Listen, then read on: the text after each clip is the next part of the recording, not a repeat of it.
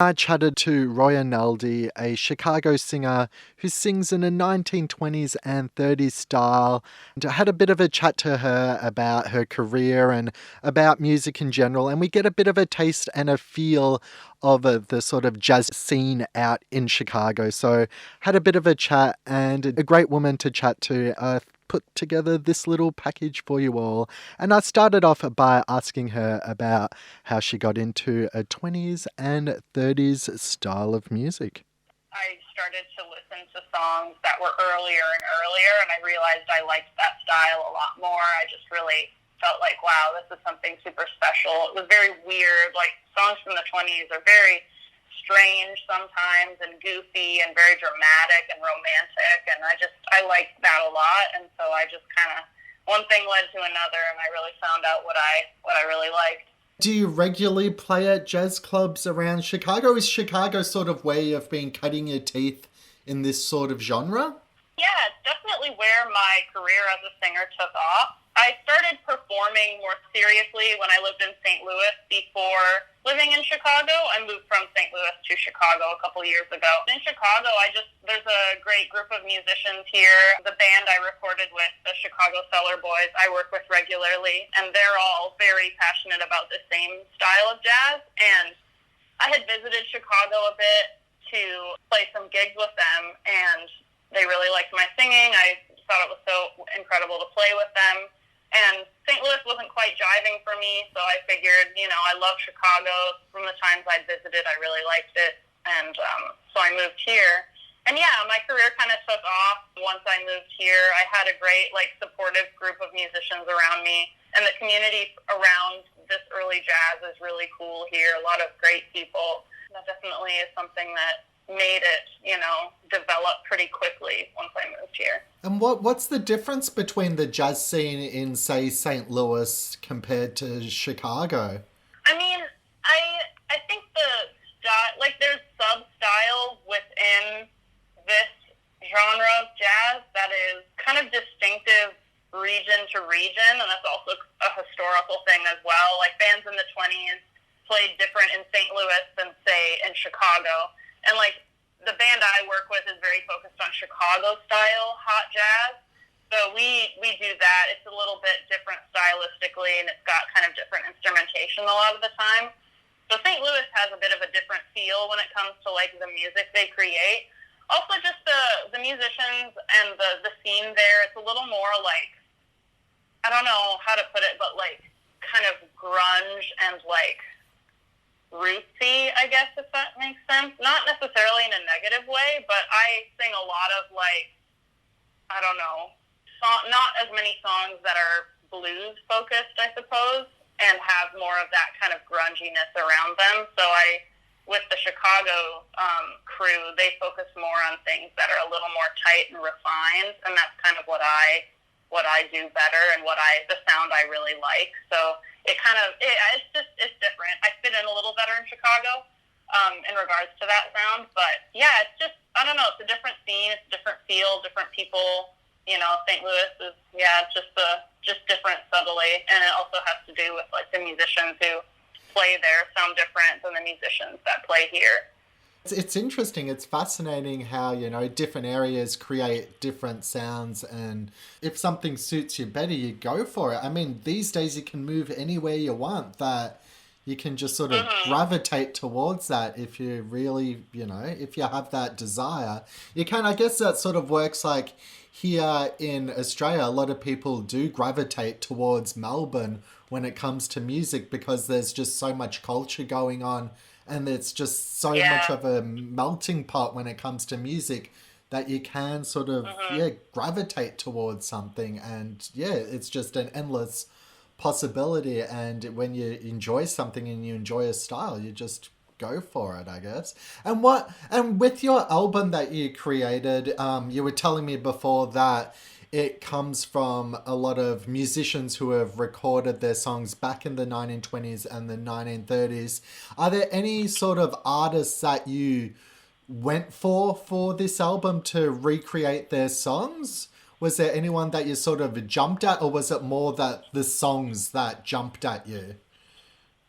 I would say, each song I kind of chose it based on a specific recording that I really like, and also based on the arrangement of the song within that recording.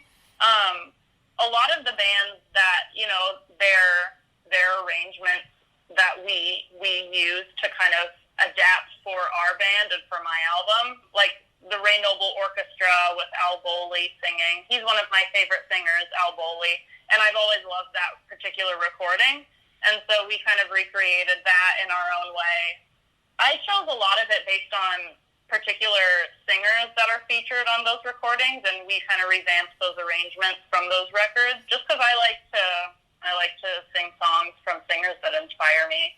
So there's like a couple Bing Crosby tunes on there. One band that there's a really great band that I'm just into, this band as a whole, disregarding the singer. I think the band is incredible. The Ben Burney Orchestra, we based our arrangement off of their recording of Crying Myself to Sleep. I think that's like the second song on the album. Yeah, that band in particular I've really liked for a long time, so it was cool to kind of do their version of Crying Myself to Sleep, as well as my favorite singer of all time, Frank Silvano, sang with that band on that record, and it was really cool to be able to do that. But I don't know, I'd say I kind of saw each song individually, and I chose them based on how I liked the arrangement, how I liked the feel, and decided to do those tunes. And, you know, particular melodies, of course, stand out to me. So when it came to, like, literally which songs I wanted to record, I chose that very much off of just liking the song. So, like, the lyrics, the melody, the overall feel of the song, I kind of took all of that into account, I guess.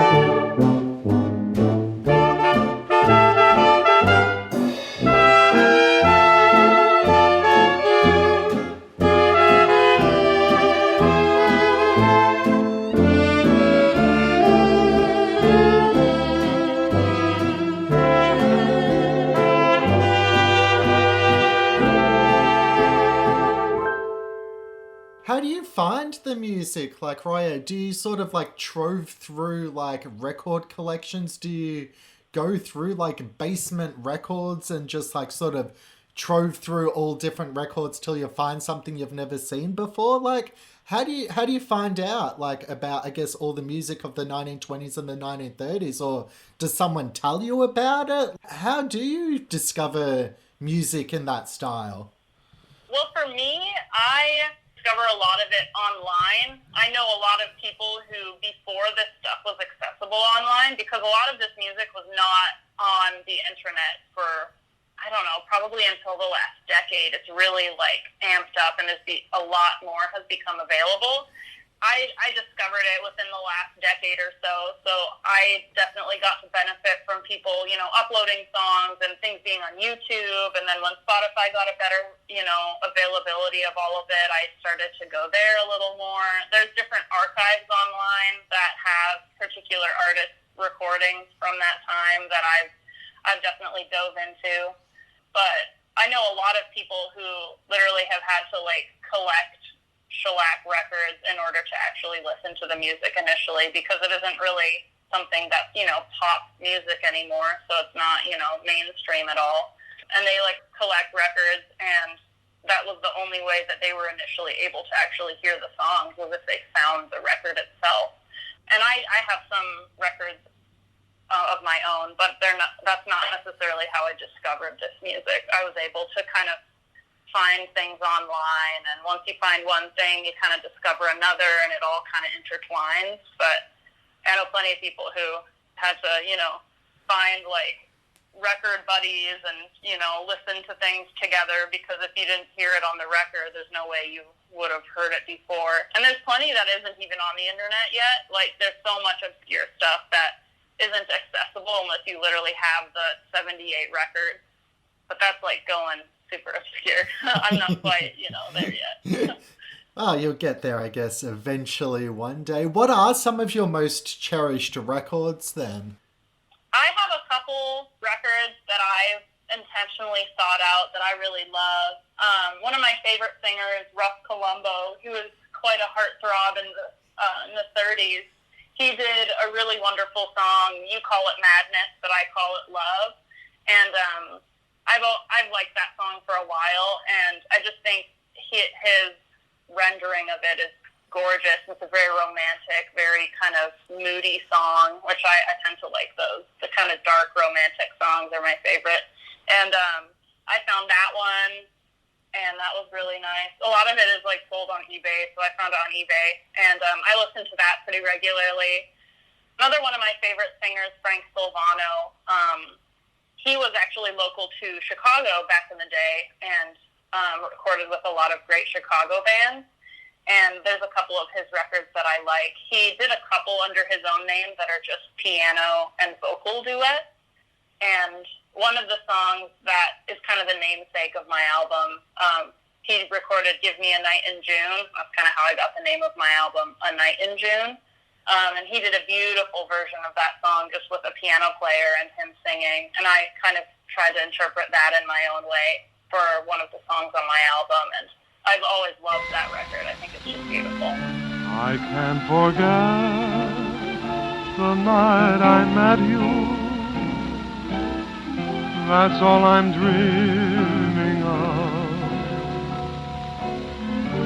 And you call it madness. Ah, but I call it love. You made a promise to be faithful by all the stars above, and you call it madness.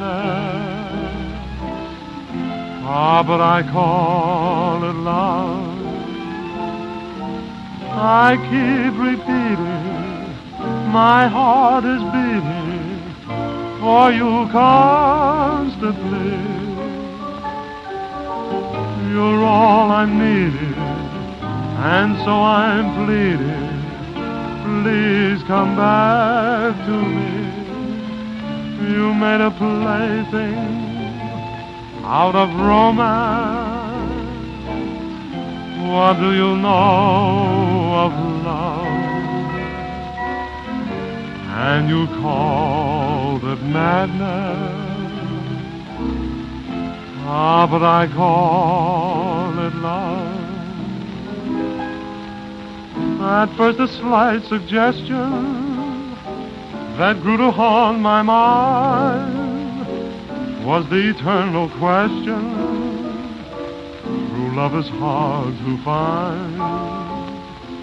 And then the day I found you, my love I had to share. I built my dreams around you. Somehow you made me care.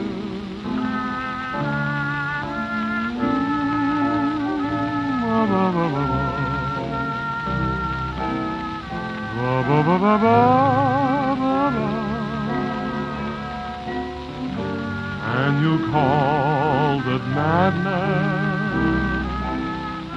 Ah, but I call it love.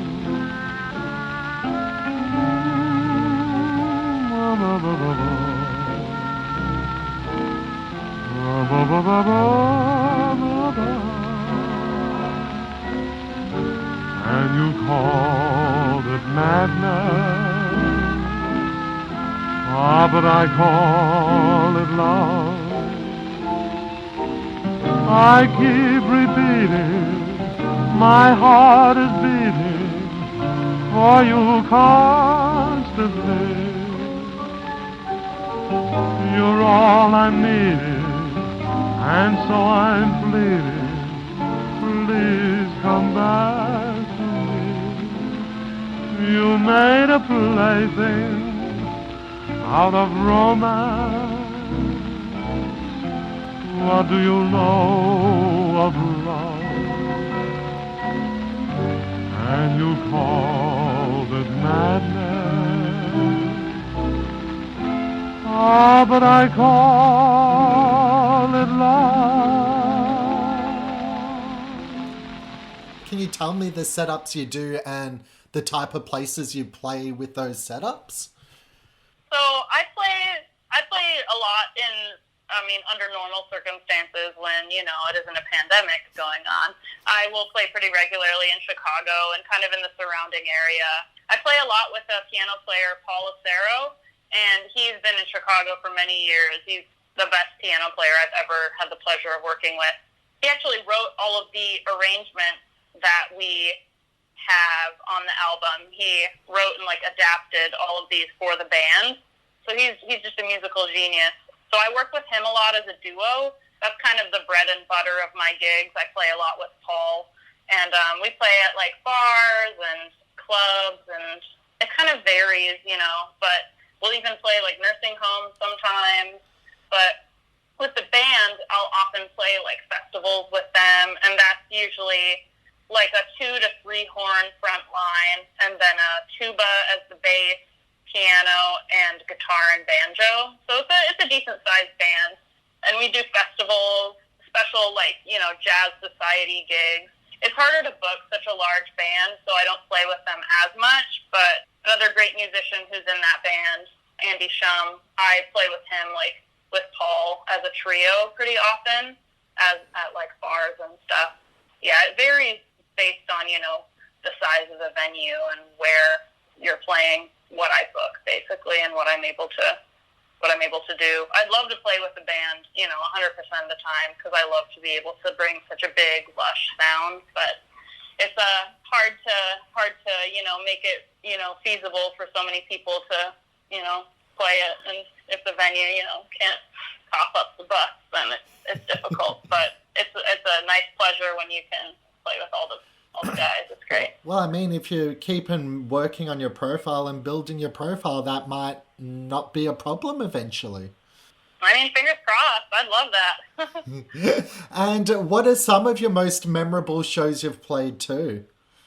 There's this one jazz festival that I went as an attendee once, and it kind of made me decide, man, I should really move to Chicago, because I saw the band I now work with playing there, and I just thought it was incredible. It's called Bix Fest, it's kind of like a small little festival, but it's kind of one of those things that you know everyone there, and it's just really fun. We all stay up super late and hang out, and it's in Racine, Wisconsin, and that happens like every year, and it's just a whole lot of fun. That's definitely probably the most memorable gig that I've played. I've played it with the band the last 2 years, and it's just been so much fun. Really great time. But also just like, I don't know, I kind of enjoy every gig for different reasons. If it's, just me and Paul, sometimes Paul and I have a fun time, or we'll really like have a great, we'll mesh really well. And that's always really satisfying. So it's just, this one place we play, Bordel, it's in like the Wicker Park area of Chicago. I really like performing there just because it's such a fun space, and it's very like pretty quiet in there, and people really pay attention, which I find quite fun because everyone kind of listens to what you're doing and is really, actively enjoying it and listening to the music, and that's always kind of satisfying for me. And I've always liked playing at that place. It's a really, really nice time. How long have you been playing at those sort of venues for then? I've played that festival I first mentioned, Big Fest, for 2 years now. Bordel, I actually got that gig. We were playing it about twice a month. I got that gig only like almost a year before quarantine hit, and I'm not playing any gigs right now. But that one was a little more recent. I was able to work something out with the owner, and that had totally took off. It was really nice. But a lot of it is a little more fresh. Honky Tonk Barbecue is another joint that I play with the band. They have a steady gig every Sunday there, and I'll, play with them every once in a while, and that I've been doing since I moved to Chicago. So it just kind of varies place to place. You pick up things, as you move along. During this pandemic, have you been allowed to play any shows or things like that over in Chicago? There have been like a couple outdoor places that have been having shows, but honestly, not much at all, and nowhere that I've played before. So I haven't performed since everything shut down in March. I've just been, I've been listening to a lot of music, I've been practicing, but I haven't performed at all this whole time. A lot of the people I work with have here and there, and they've done like a couple live stream things, but as far as live gigs, it's very, very rare. Have you booked any shows coming up or anything like that? Like, when do you look at thinking you'll be going out and performing live again? I was booking a couple things a couple months into the pandemic, but they all had to be canceled. Like, I had an album release show booked. I released the album during quarantine, so I didn't get to promote it at shows or anything. And I was planning on having an album release show, but that I had to reschedule and cancel twice. So since then, and since other things falling through, I've just chosen to sit tight. I have a festival in England that I'm actually playing. Assuming that I'm able to actually go there in, I believe it's August of next year. That I have on my calendar. And then another one, I was going to play this cool festival in Whitley Bay this November, but that got canceled as well, and so I'll be doing it next year. But other than those, I have nothing on the calendar. I've just been choosing to sit tight and not really try to book anything. And anywhere I have even inquired to, they're like, we're not booking anything right now because we just don't know. And I think that's perfectly reasonable because no one knows what's going on. Well, that's it. It's an unknown. Like, you can just take guesses at what's going to happen at the moment, and that's the best you can sort of get. But no, that's cool that you've at least got festivals that have booked you, even though they've said next year we'll still have you. That's good that you can still at least hold on to that in the future, saying you've got festival shows coming up. Yeah, it's something I'll be able to do, and I'm looking forward to it. This year I was looking forward to it, so fingers crossed next year will be a great year for that. And what are you looking to do with your music in the future? Are you looking at releasing more albums? Are you looking at recording original music? What is the plan for Roya Naldi?